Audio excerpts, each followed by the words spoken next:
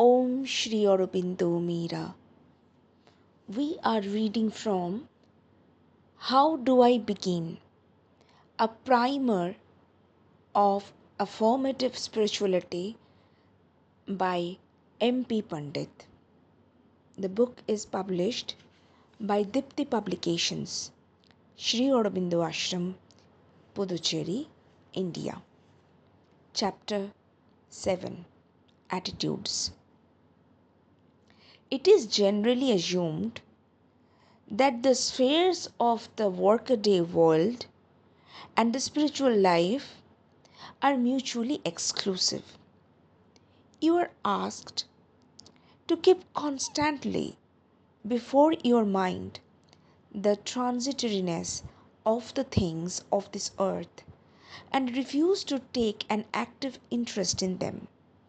You ought to excise as much of external life as you can possibly do. In a word, external life, life in the world, is devalued. But in the view of this integral perfection of life, this divorce is inadmissible. The divine is manifest not only in the soul but also in mind, in life, in matter. Mano Brahma, Pranam Brahma, Annam Brahma, from Taittiriya Upanishad.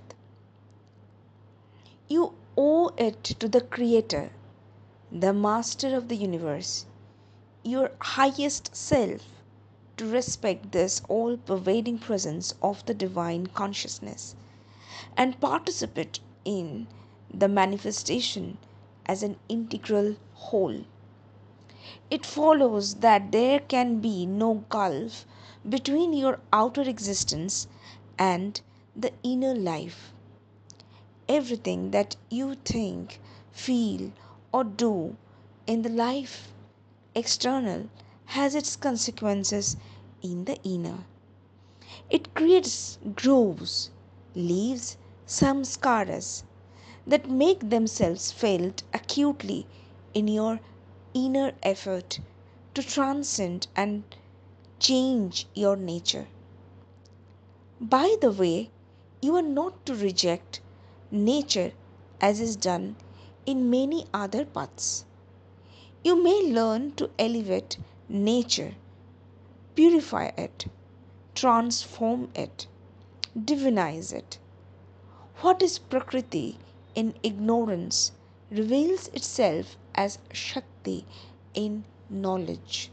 So you look upon your daily life as something intimately related to your inner working. The inner progress in this context is governed by the kind of life you lead externally. It should provide the climate for the plant of spiritual consciousness to grow. Consequently, you impose on yourself a discipline to eliminate from your being elements that are inimical to the growth of the spiritual consciousness. The most important factor to be kept in mind is the ego. You must exert yourself to be ever on the watch to deny its play to the ego. Do not make the mistake of being obsessed with the fear of ego. It is enough if you are careful and refuse to be swayed or influenced by it. The ego has many subtle forms, and one of the most common forms is the sense of one's own importance. Even when you start practicing the spiritual life, it takes the form of a spiritual ego. A contradiction in terms? But there it is. I am important. I am special. I am superior to others. I am living a life that is higher than theirs. I expect others to recognize my importance. If they do not notice me, I take steps to draw attention to my uniqueness by way of my dress, talk, deportment, and an altered style of living. This ego extends itself to groups too. Many other groups originally started with a spiritual motivation. They develop the spirit of elitism and commit spiritual suicide. They feel superior, they develop an attitude of condescension towards other groups. They isolate themselves, they stagnate. Beware of this danger. The most effective safeguard against this peril is humility, not an ostentatious humbleness, which again is another form of egoism, but real, felt awareness that before the immensity of the knowledge to be acquired, the infinitude of love and consciousness still to be grown into, one is nothing. When you feel satisfied with yourself, compare yourself with those who are ahead of you. When you tend to be miserable, compare yourself with those who are in a worse plight. Let not this sense of humility turn into any sense of insignificance or impotence. Know that you are a child of the Divine Mother on your way to union and identify an identity with her consciousness. She lives in you to the extent that you live in her. Keep a balance.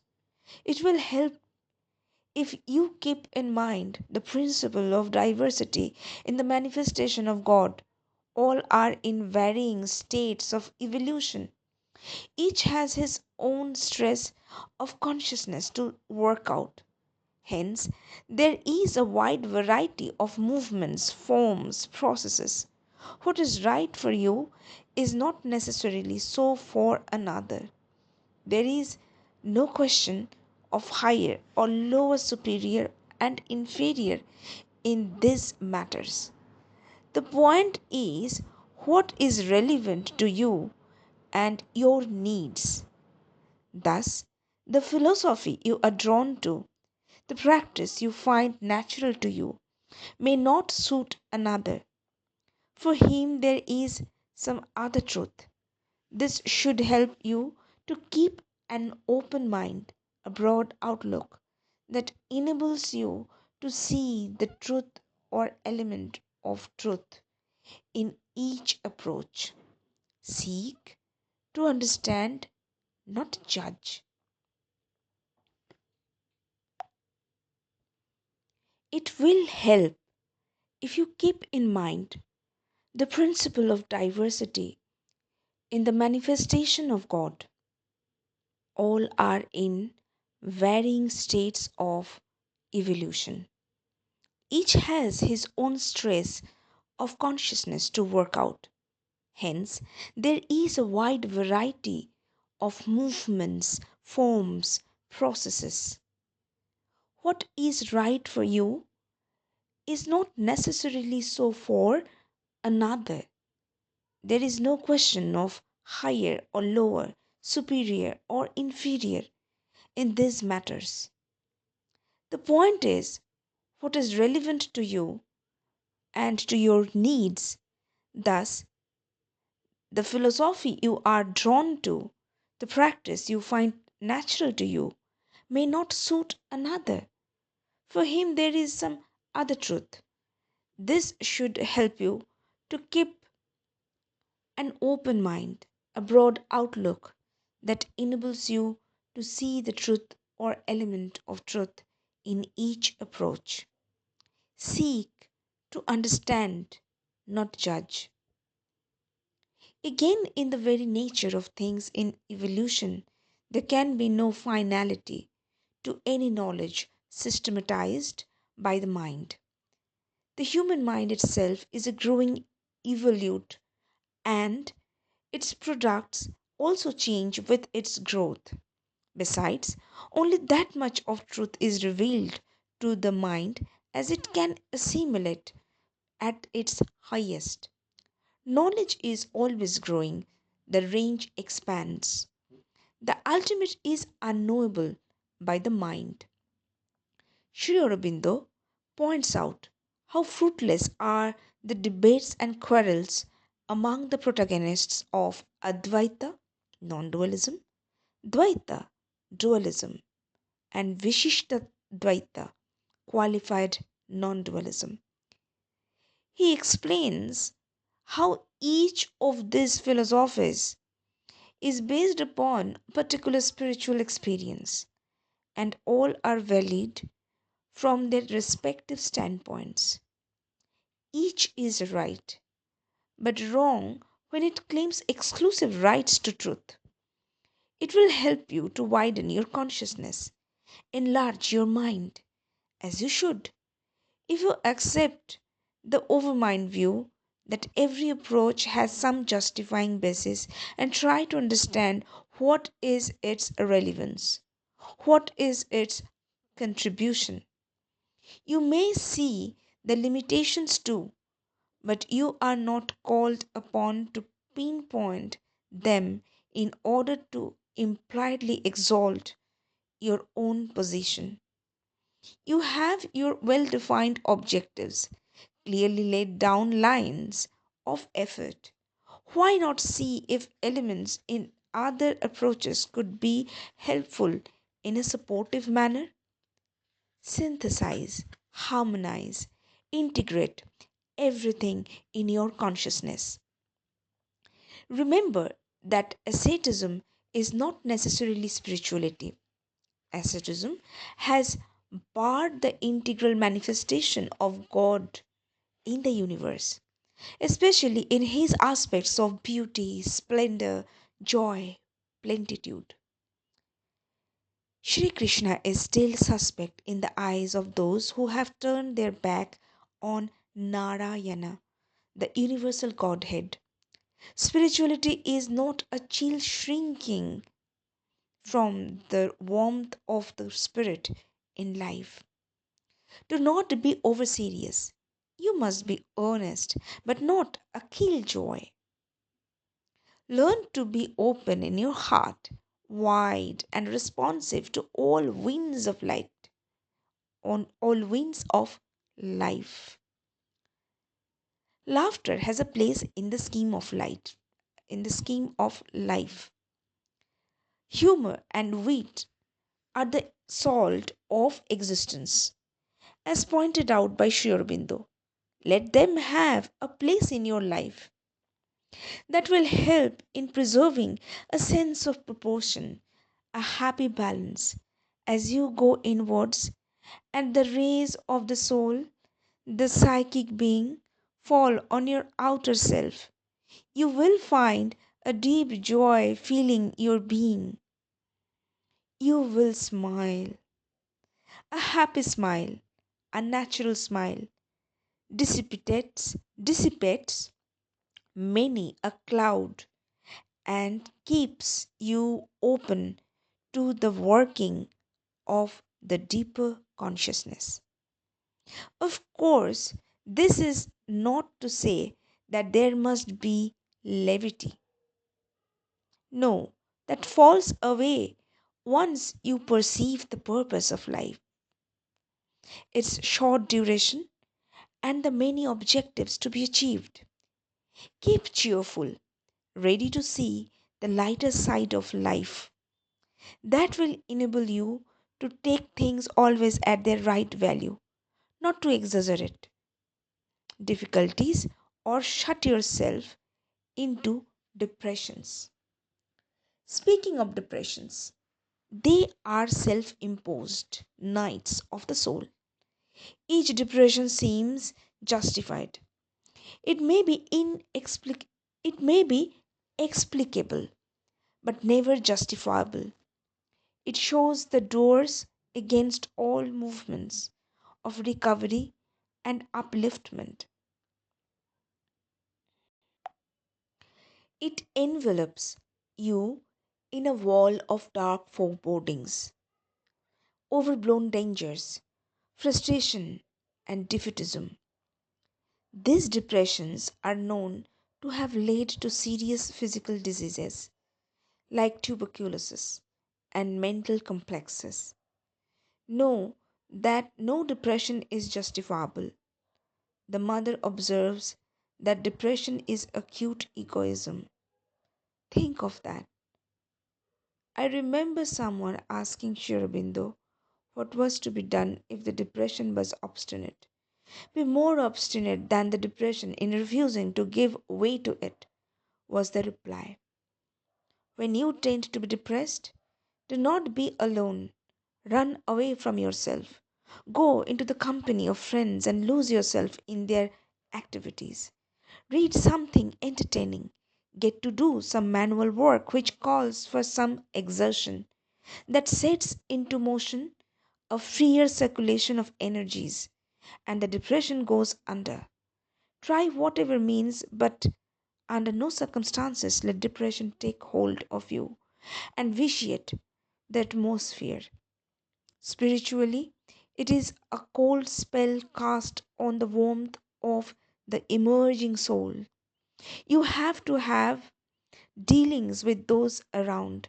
Let them be on a basis that is different from the common one.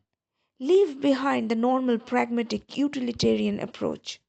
Proceed from as deep a level as you can. You can well model your conduct on the wholesome prescription offered by Patanjali in his Yoga aphorisms. Here it is: friendship, Maitri, with the good, friendship with the good, Maitri with the good. Form friendship with those who are awake to the higher values of life and try to put them into practice. Moving with them can be helpful for the formation of the same values in your own life. Their culture, modes of thought, and action are likely to be in affinity to yours, and there is less likelihood of friction and misunderstanding in their company. The next is compassion. First, friendship, Maitri. Next, compassion, Karuna. For the distressed, compassion for the distressed. Do not be too self centered. Do not turn away from the sufferings of others. Do not follow the old saying that the grief of others is slight. Shithilam paradukham. You do not need to go too far out of your way to sympathize with and share the suffering of others. But to those who are around you, who are brought into contact with you by design, you should give a helping hand. You can be as helpful as you are strong. Develop an impersonal calm, an impersonal love within yourself. Then your help will be truly effective. Happiness. Next is happiness. Mudita. Happiness is the prosperity of others. Happiness in the prosperity of others. Learn to share in the well being and happiness of others. Do not let any shadow of envy or rivalry taint your consciousness. To identify yourself with others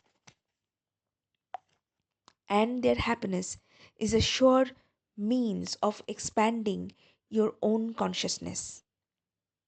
Next, indifference. Upeksha. Indifference towards the wicked.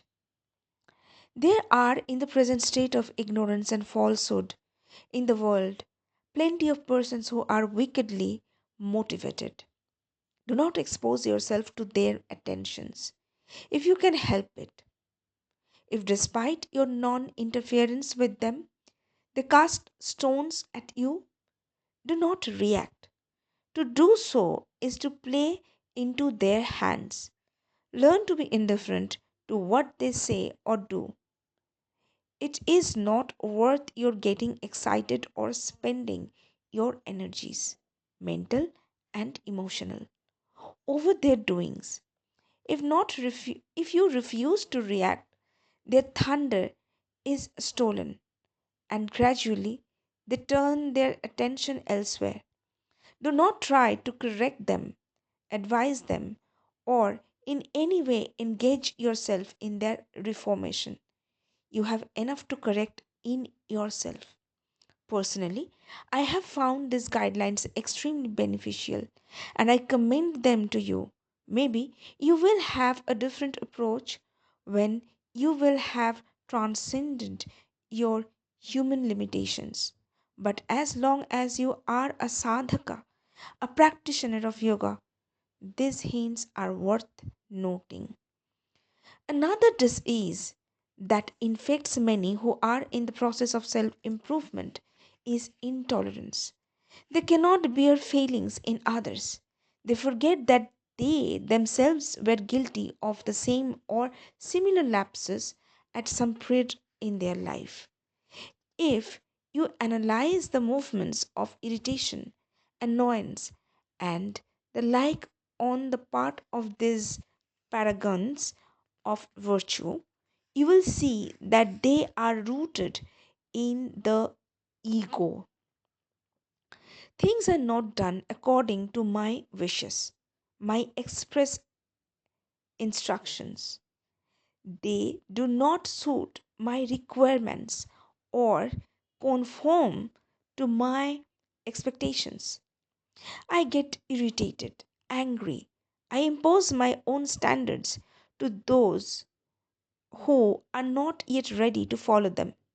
I forget they are not doing the same thing as I am, and they have a right to follow at their own pace, haven't they?